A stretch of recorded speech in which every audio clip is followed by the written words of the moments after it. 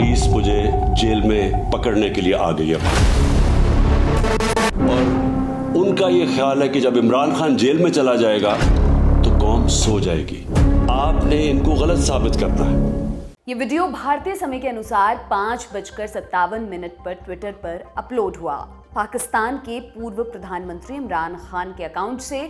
इसमें इमरान पाकिस्तान की जनता से सड़क पर उतरने की अपील कर रहे हैं। वो कहते हैं कि अगर मुझे गिरफ्तार किया गया तो चुप नहीं बैठना है।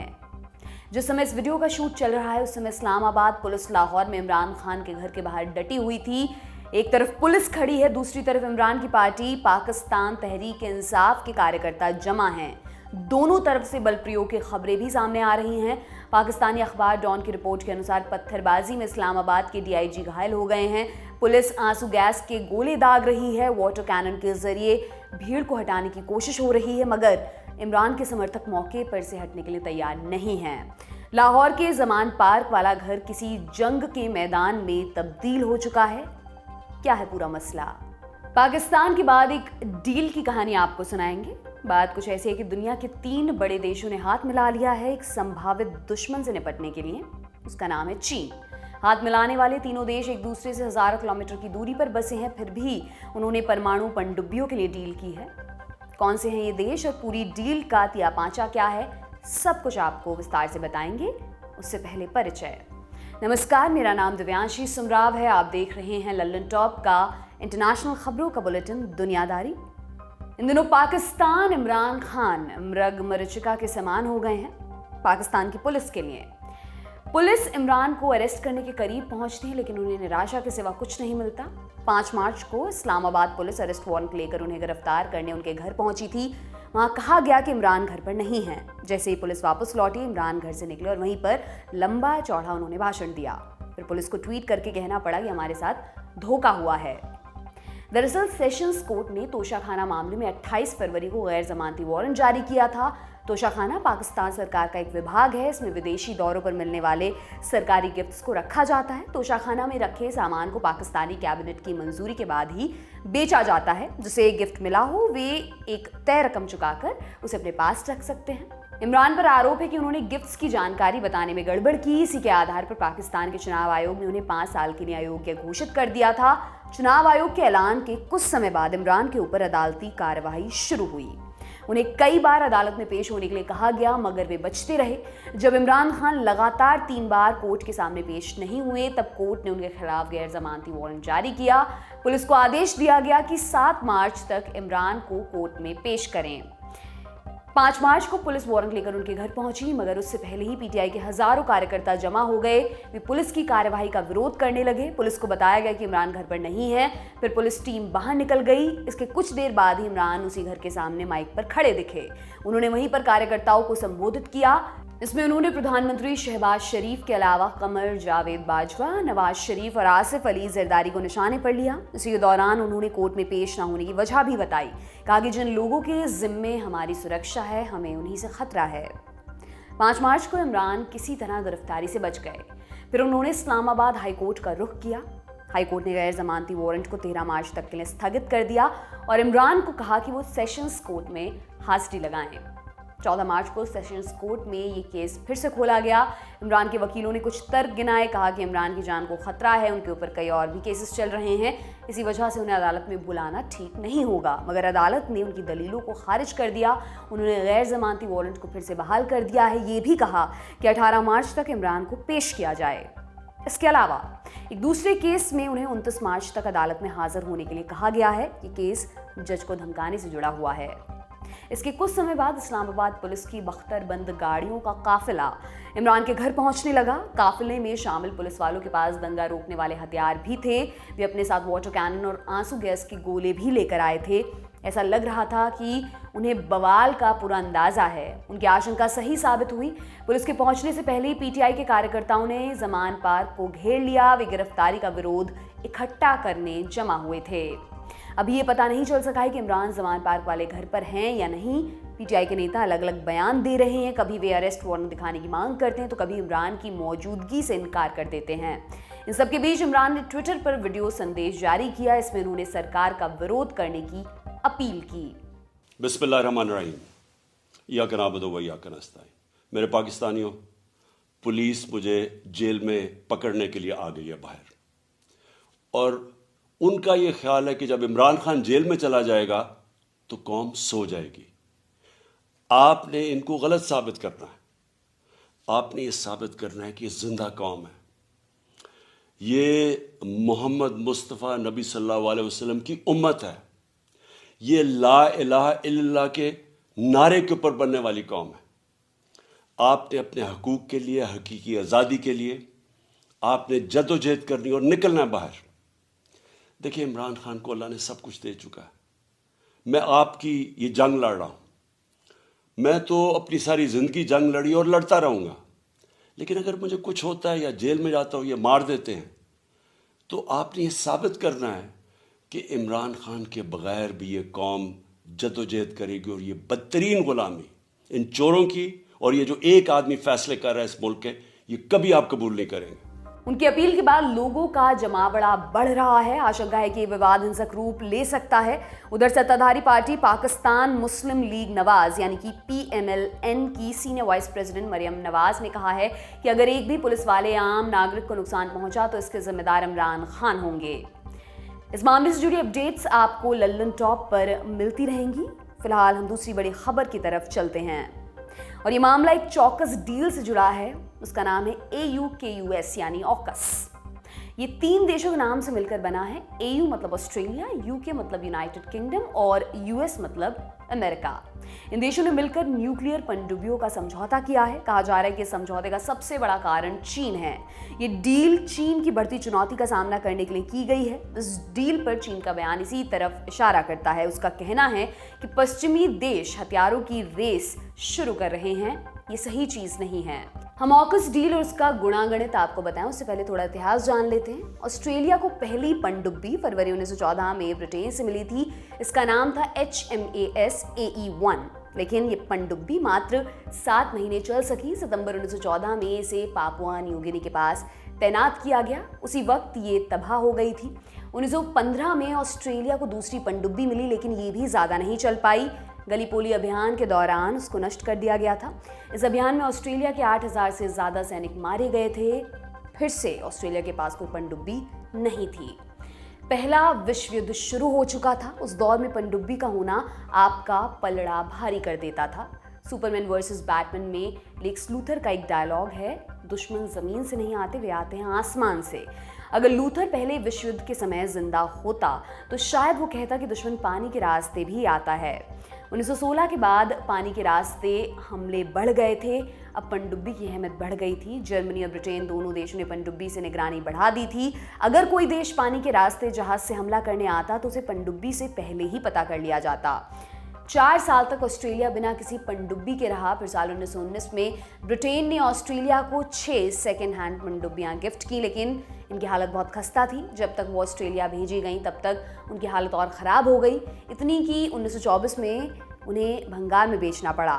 फिर 3 साल बाद 1927 में ब्रिटेन ने उच्च तकनीक वाली 2 पनडुब्बियां ऑस्ट्रेलिया भेजी, लेकिन वहाँ उनका रख रखाव सही ढंग से नहीं हो पाया। इस वजह से उन्हें वापस ब्रिटेन भेज दिया गया। फिर आया 1952 का साल। हिरोशिमा और नागासाकी में परमाणु बम गिराए जाने के 7 साल बीत चुके थे। दुनिया भर में परमाणु हथियारों को हासिल करने की होड़ मची हुई थी। उसी दौर में अमेरिका ने परमाणु हथियारों से लैस पनडुब्बियां बनानी शुरू की। उन्होंने 18 महीने में लक्ष्य हासिल भी कर लिया। जब इसकी भनक सोवियत संघ को लगी तो उसने भी ऐसी ही पनडुब्बी बनानी शुरू की। उसको सफलता मिली। साल 1957 में दुनिया के कई देश परमाणु हथियारों से लैस पनडुब्बी की तरफ बढ़ रहे थे। वहीं दूसरी तरफ ऑस्ट्रेलिया के पास साधारण पनडुब्बी भी नहीं थी। 1963 में ऑस्ट्रेलिया ने ब्रिटेन को 8 उच्च तकनीक वाली पनडुब्बियां बनाने का ऑर्डर दिया, लेकिन फंड की कमी की वजह से इसकी संख्या घटकर 6 कर दी गई। ऑस्ट्रेलिया ने इनके रखरखाव के लिए मोटी रकम भी खर्च की।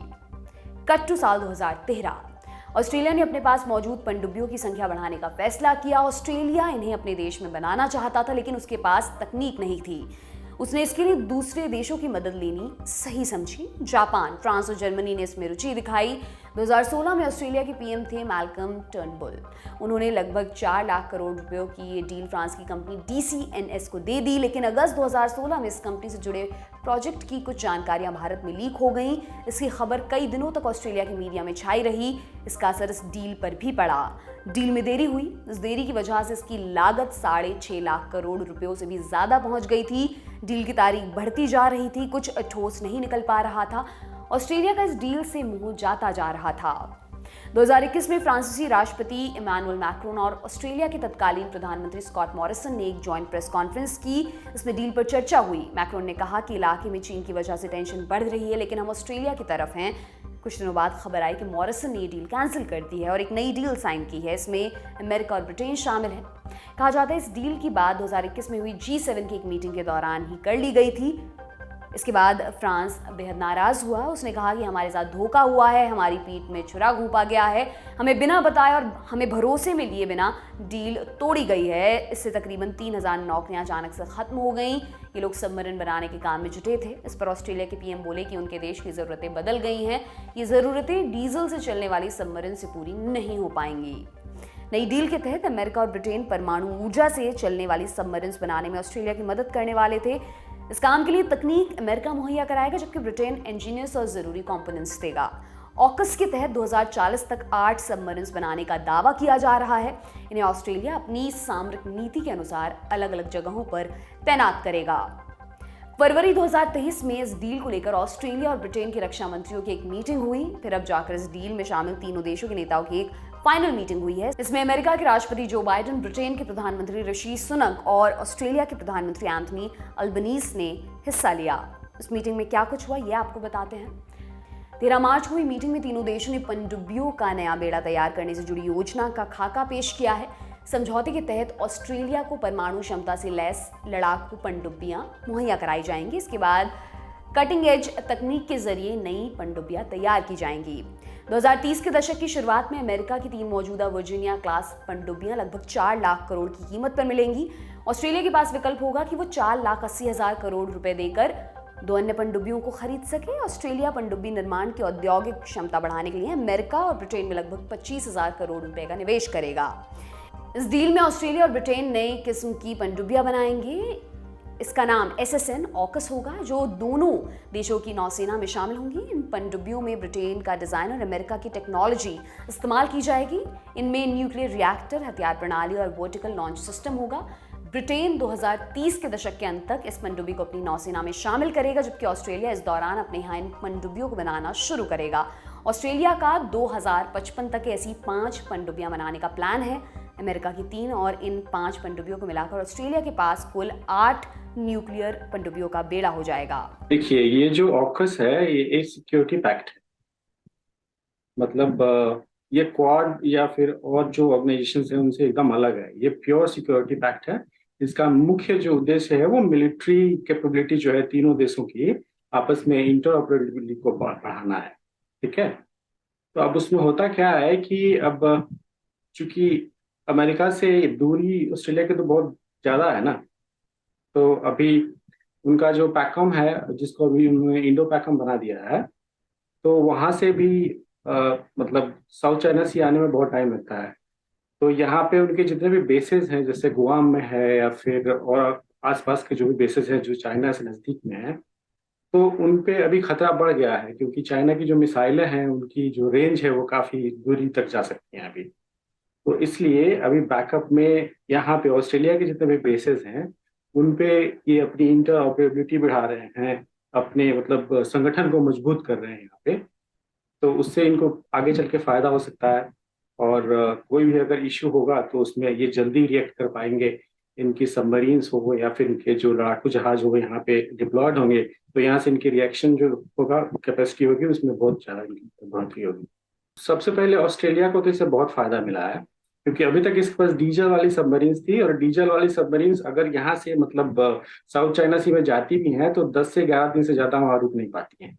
तो उनका रोटेशन बहुत जल्दी जल्दी करना पड़ता है। अब न्यूक्लियर पावर वाली जो सबमरीन है वो लगभग 70 से 80 दिन तक, मतलब 2.5 से 3 महीना तक एक जगह पे डिप्लॉय रह सकती हैं। तो इससे इनकी कैपेबिलिटी में तो बहुत गुना विस्तार हुआ है। ठीक है, यूके को ये फायदा हुआ है कि इधर से उसका बहुत कम टच हो रहा था, मतलब बहुत दिनों से इंडो पैसिफिक में यूके का कुछ खास प्रेजेंस नहीं रहा है, उसका कुछ खास मतलब पावर भी नहीं रहा है। तो अब धीरे धीरे इस डील की बदौलत उसका भी मतलब क्या बोलते हैं, एक तरह से उसके फोर्सेस का भी आना जाना बढ़ेगा, उसके फोर्सेस का भी रोटेशन बढ़ता जाएगा।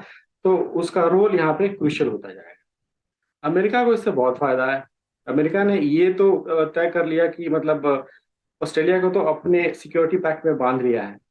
तो अब उसके जो जहाज हैं, मतलब लड़ाकू जहाज हैं, वो तो रोटेशन करते रहते हैं, शिप भी यहाँ पे कभी कभार मतलब आते जाते रहते हैं। लेकिन अब 2027 के बाद में यहाँ पे 5 के आसपास में मतलब जो न्यूक्लियर सबमरीन है वो HMS स्टर्लिंग जो है वो तुम्हें वहाँ पे रोटेट करेंगे।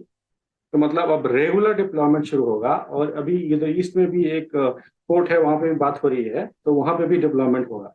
तो इससे होगा क्या कि उसकी जो न्यूक्लियर मतलब सबमरीन्स हैं, उनको एक बैकअप में बहुत बड़ा बेस मिल जाएगा। तो अगर मान लीजिए आगे चल के चाइना की कैपेबिलिटी, अगर कुछ मतलब इंसिडेंट होता है जिसमें कि गुआम और उसके जो नजदीकी बेसेस हैं वहां से अगर अमेरिका को खतरा होता है, तो अपने सारे मतलब वेपन्स को, प्लेटफॉर्म्स को ऑस्ट्रेलिया में खींच सकता है और यहाँ से मतलब एक प्रॉपर बेस बना सके वो अपना ये रिएक्ट कर सकता है। इस डील का विरोध चीन लंबे वक्त से करता रहा है, लेकिन अमेरिका में हुई इस मीटिंग के बाद चीन और ज्यादा नाराज दिखाई दे रहा है। दरअसल चीन इंडो पैसिफिक रीजन में अपना दबदबा कायम रखना चाहता है, लेकिन इन पनडुब्बियों के आने से ऑस्ट्रेलिया की ताकत बढ़ जाएगी। ऊपर से इस डील में अमेरिका भी शामिल है। हाल ही में चीन ने अपनी सैन्य क्षमता बढ़ाने का ऐलान किया है। अमेरिका, ब्रिटेन और ऑस्ट्रेलिया के इस समझौते को चीन के दबदबे को रोकने की कोशिश के तौर पर देखा जा रहा है। इस मीटिंग के बाद चीन ने क्या कहा? चीन ने कहा कि इससे शांति और स्थिरता को झटका लगा है। पश्चिमी देशों की इस कोशिश से परमाणु प्रसार की कोशिशों को झटका लगेगा। हाँ, चाइना की जो मतलब एक तरह से आप बोल सकते हैं हेजेमनी है पूरे मतलब ईस्ट एशिया में, उसको एक चुनौती जरूर खड़ी हुई है इस डील से। लेकिन आपको ये भी याद रखना होगा कि अमेरिका बहुत पहले से इस रीजन में स्थापित है और उसके बहुत सारे अलायंसेस हैं, जापान के साथ भी, साउथ कोरिया के साथ भी, आसियान में बहुत सारे देशों के साथ भी, ऑस्ट्रेलिया और न्यूजीलैंड के साथ पहले से भी इनके 5 आइज अलायंसेस हैं और भी बहुत सारी ट्रीटीज हैं। तो इनके लिए कुछ नई बात नहीं है, ये नई अनोखी ट्रीटी नहीं है। लेकिन इस ट्रीटी के द्वारा हो क्या रहा है कि पहली बार एक मतलब एक ऐसा देश जिसकी कोई भी न्यूक्लियर पावर नहीं है, उसको एक न्यूक्लियर सबमरीन दिया जा रहा है। ठीक है, तो उससे ऑस्ट्रेलिया की जो नेवल पावर है उसमें बहुत गुना बढ़ोतरी हो जा रही है। तो उस हिसाब से मतलब एक चुनौती, बहुत ही मजबूत चुनौती उभर रही है। और उसमें क्या होता है कि अब चूंकि तीनों देशों की जो सबमरीन्स है वो तीनों अब एक दूसरे के साथ बहुत डीपली कोऑपरेट करेंगे। तो अब चाइना की जो मतलब मंशा थी धीरे धीरे अपना विस्तार करने की इंडियन ओशन में, पैसिफिक ओशन में, या फिर जितने भी मतलब चोक पॉइंट्स हैं जैसे सुंदा स्टेट में या फिर लोम्बोक स्टेट में या फिर मालाका स्टेट में, अब वो सारी जो मतलब उसकी जो आगे की स्कीम्स थी उस पर थोड़ा सा धक्का जरूर लगा है। अब आगे कैसा होता है अब धीरे धीरे हम देखेंगे। लेकिन वैसे इतना मतलब आपकी जानकारी के लिए और आपके दर्शकों की जानकारी के लिए बता दें कि चाइना ऑलरेडी दुनिया का सबसे बड़ा नेवल पावर बन चुका है। जो नंबर ऑफ शिप्स हैं उसकी ऑलरेडी बहुत ज्यादा है। और कल, आज या कल में हमारे जो मतलब नेवी चीफ थे उन्होंने भी कहा कि जितना हमारी टोटल कैपिटल शिप की कैपेबिलिटी है, मतलब 150 के आसपास हमारे पास है भारत के पास, उतना उसने पिछले 10 सालों में अपना नया बनाया है। तो अभी ऐसा हो गया है कि मतलब अमेरिका से ऐसा लग रहा है कि कुछ सालों में, मतलब अगले 8-10 सालों में चाइना बहुत बड़ा नाभिकीय भी और नेवल पावर भी बन जाएगा। तो ये सब मतलब क्या बोलते हैं उसको, बैकअप प्रिपरेशन चल रहे हैं अमेरिका की तरफ से। ये तो रही एक्सपर्ट की राय। अब जानते हैं अमेरिका का इस पर क्या कहना है। अमेरिकी राष्ट्रपति जो बाइडेन ने कहा कि इस समझौते का मकसद इलाके में शांति को मजबूत करना है। उन्होंने कहा कि पनडुब्बियां न्यूक्लियर पावर माने परमाणु ताकत से लैस होंगी, लेकिन इसमें परमाणु हथियार नहीं होंगे। उन्होंने कहा इसके जरिए ऑस्ट्रेलिया के परमाणु मुक्त देश होने की प्रतिबद्धता पर असर नहीं होगा। ऑस्ट्रेलिया के प्रधानमंत्री एंथनी अल्बनीज ने कहा कि ये उनके देश के इतिहास में रक्षा के क्षेत्र में सबसे बड़ा निवेश है। इसकी कुल लागत लगभग 20 लाख करोड़ रुपए है। ऑस्ट्रेलिया को अमेरिका में बनी 3 पनडुब्बी मुहैया कराई जाएंगी। इसके बाद नई ऑकस क्लास की पनडुब्बी ब्रिटेन और ऑस्ट्रेलिया में बनाई जाएंगी। ऑस्ट्रेलिया ब्रिटेन के बाद दूसरा देश बन जाएगा जिसे अमेरिका से ये तकनीक हासिल होगी। इस समझौते के तहत ऑस्ट्रेलियन नेवी को अमेरिका और ब्रिटेन के सबमरीन बेस भेजा जाएगा ताकि वो इन पनडुब्बियों को चलाने के तरीके सीख सकें। आज की दुनियादारी में बस इतना ही दोस्तों। कल फिर आपसे मुलाकात होगी। इसी उम्मीद के साथ विदा लेती हूँ। शुक्रिया, शुभ रात्रि। सिर्फ 59 रुपए महीने में पाइए YouTube पर LT प्रीमियम। किसी भी प्लेटफॉर्म से 3 दिन पहले देखिए हमारे प्रीमियम प्रोग्राम जैसे guest in the news room, किताब वाला आदि। इसके अलावा बहुत कुछ। सब्सक्राइब करने के लिए ललन टॉप के YouTube चैनल पर जाकर क्लिक करें ज्वाइन बटन।